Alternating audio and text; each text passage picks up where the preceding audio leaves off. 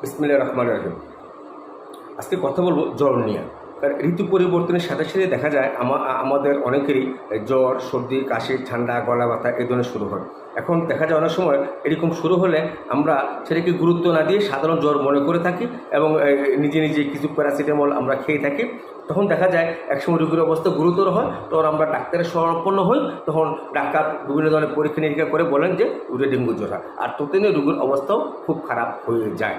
তাই সেটা কি ডেঙ্গু জ্বর না সাধারণ ভাইরাস জ্বর সেটা বোঝার জন্য আমি আপনাদের কাছে কিছু উপসর্গের কথা বলে দিচ্ছি যে ডেঙ্গু জ্বর হলে কী কী সমস্যা হয় বা কী কী উপসর্গগুলো দেখা দেয়।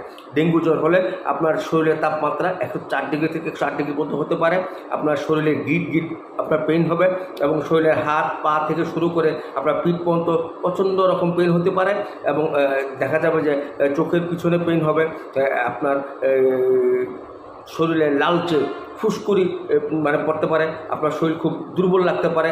আরেকটা জিনিস হয় যেটা আপনার বমি বমি ভাব হতে পারে, খাবার অরুচি চলে আসে, চুলকানি হবে, কারো ডায়রিয়া হবে, তাদের মাড়ি বা মলদা দিয়ে ব্লাড যেতে পারে। এই ধরনের যখন দেখবেন তখন মনে করতে হবে যে তার ডেঙ্গু জ্বর হয়েছে। এখন সবগুলি যে লক্ষণ একসাথে দেখা দেবে তার কোনো কথা নাই, হয়তো দু একটা লক্ষণ দেখা দিতে পারে। তাই গুরুত্ব সহকারে অবশ্যই ডাক্তারের শরণাপন্ন হবেন। আর ডেঙ্গু রোগের সবচেয়ে মারাত্মক দিক হলো যে ম্যাক্রোফেজ অ্যাক্টিভেশন সিনড্রোম।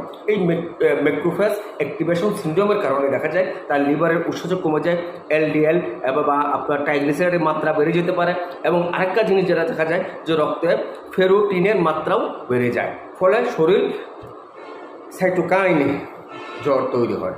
তাই অবহেলা না করে গুরুত্ব সহকারে যদি সর্দি কাশির জ্বর হয় অবশ্যই চিকিৎসকের শরণাপন্ন হবেন এবং বিভিন্ন পরীক্ষা নিরীক্ষার মাধ্যমে রোগীর যথাযথ চিকিৎসা পদ্ধতি অবলম্বন করবেন। ধন্যবাদ সবাইকে।